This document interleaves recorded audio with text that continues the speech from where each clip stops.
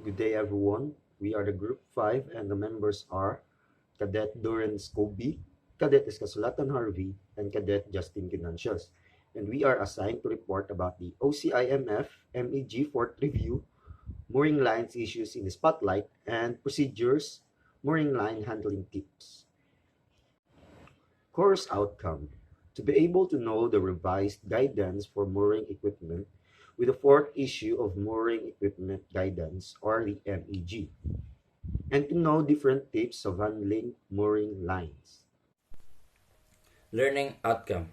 At the end of the session, the students shall be able to determine the changes of OCIMF MEG Rev 4 over the MEG 3 and can be able to apply the different procedures of mooring handling tips.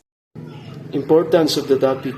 The topics can make sure people can understand the importance of safety margins on mooring lines under UCIMF MiG-4 and can also help people gain knowledge more about procedures in handling mooring operation in its safest action to be taken during mooring and unmooring operation.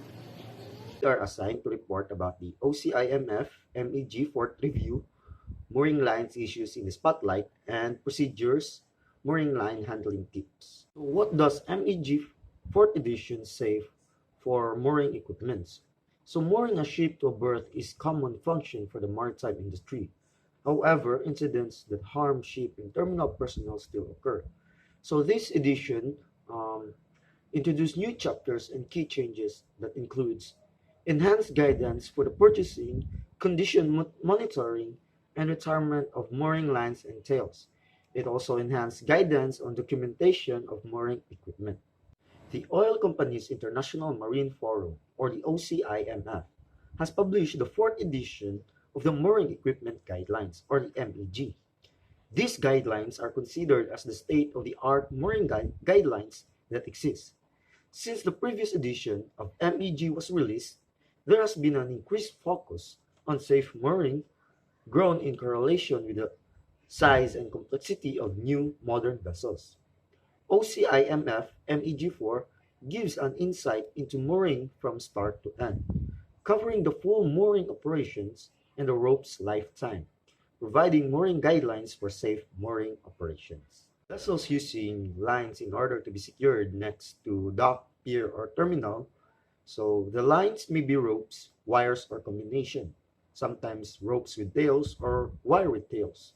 The vessel minimum size and number of required lines for a vessel are determined by the classification cited during construction and follow the existing guidance by IMO or the MSC 1175 currently under review, IACS recommendation 10, etc., in order to comply with SOLAS 2 requirements for safe mooring. What are new in these guidelines? Mooring ropes are affected by many forces such as winds, currents, tides, waves, swell, loading conditions, and interactions from other ships. If the mooring ropes are not used in accordance with the forces working on the lines, it can be dangerous hazards for the crew working on board the vessel, but also those standing on the quayside. The new OCIMF Mooring Equipment Guidelines is now released in its fourth edition, and it is clarifying many of the confusions about mooring that were established in the industry. With new certificate templates and test modes, a uniform way of working with mooring ropes has been established across the industry. This publication establishes recommended minimum requirements that will help ship designers, terminal designers, ship operators, and mooring line manufacturers improve design, performance, and safety mooring systems. The updated MEG4 represents the output of a multidisciplinary working group representing members of various shipping trade organizations, mooring line manufacturers, equipment suppliers, shipyards, and the OCIMF members. Additionally, for tankers, OCIMF has provided mooring equipment guidelines, summarizing the concerns and requirements of major oil companies on safe mooring. In summer 2018, OCIMF revised the guidance for mooring equipment with the fourth issue of Mooring Equipment Guidelines. New definitions have been issued, as ship design minimum braking load, LDBF, or also known as the line design braking force, and others. A lot of information has also been provided on how to select lines and how to document their operational life on board. Example are the line management plan and the mooring equipment register. OCIMF MEG4 review. Reviewing the guidance. Basically, there are two issues that may require more clarification for the operators as follow. Mooring line issue number one. The first issue refers to the maximum braking load that a line should have in order to be purchased. The guidance mentions the minimum as follows. Based on ship MBL, the line should have minimum design brake force or LDBF from 100 to 105%.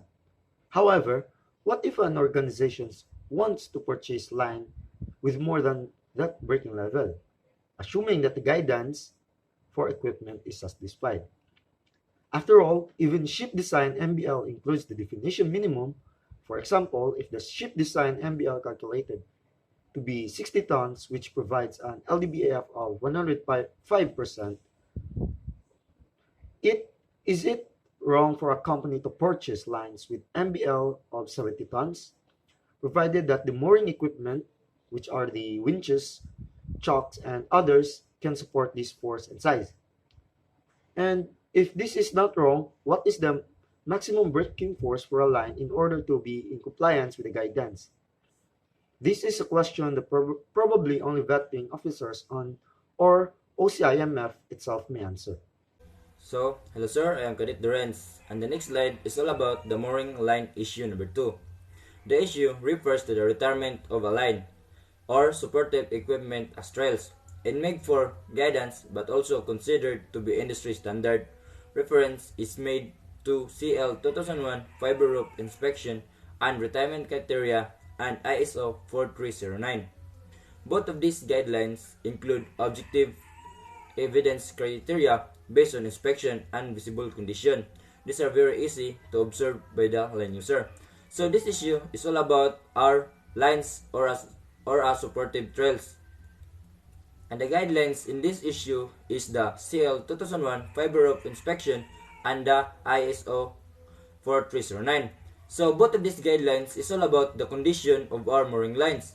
It is all about the evidence and a visible condition that can be observed by the line user.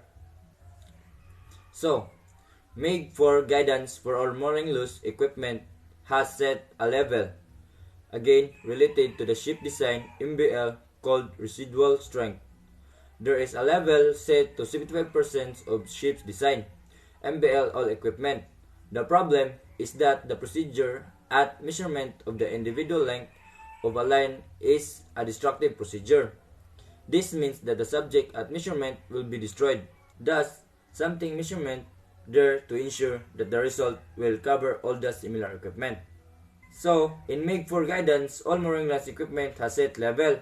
It is set to the level of 75% of ship's design, MBL all equipment. But there is a problem. The problem is that procedure of the measurement at the individual length as the line is destructive procedure. So this means the measurement of a line will be destroyed. So the next slide is procedure, mooring line handling tips. Mooring and unmooring operations provide the circumstances for potentially serious accidents. There is no doubt that this duty requires a good technique, initially in lifting a heavy eye of the rope, followed by a good pulling technique. Care must be taken, therefore, with the laying out a heavy mooring ropes and wear ropes hawsers. So, this slide is all about the safety in handling mooring situations. Serious accidents could happen while doing these operations. So, having a good technique and performing this is important. We must be very careful while handling a very heavy loads in our lines and wires. Seafarers involved in mooring operation should be given additional instruction on the specific equipment and mooring configuration used on the vessel. This should include, but may not be limited to: first, the type of wrenches and windlass under operation. It is important to know the type and operation for our own safety. Next is the location of emergency stop button so that we can easily locate if there is an emergency happening. Third, the type of ropes and wire used. And last is the location and use of the rollers, dowels, and leads. The next procedure for mooring line handling tips. The crew should make sure that there are enough manpower available to do the task safely.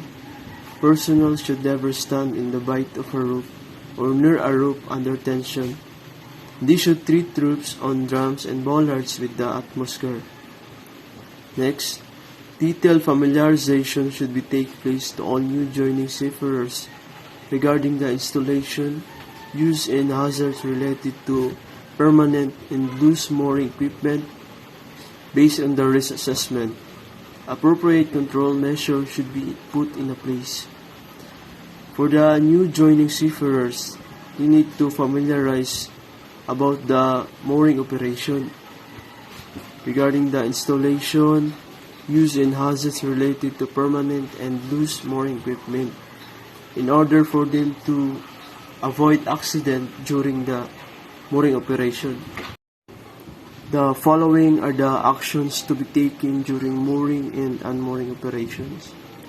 First, a sufficient number of seafarers should always be available both forward and aft of the vessel to ensure a safe operation.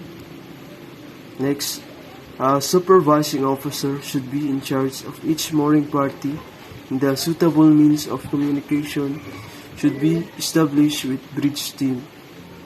Next, if this involves the use of portable radios, then the ship should be clearly identified by name to prevent confusion with other users.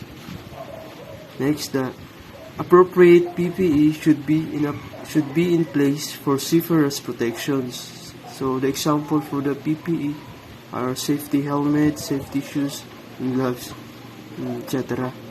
Next, a toolbox meeting should be conducted between master and officer in charge of mooring parties to discuss the mooring plan, the lines that are going to be used, the involvement with the terminal or ports personnel, use of dogs, environmental condition, and communication details. Next, special consideration and instruction should be made for snapback zones and lines under tension in order to avoid incidents due to line failure. So those are the actions that we need to do during the mooring and unmooring operation in order to have a safe operation.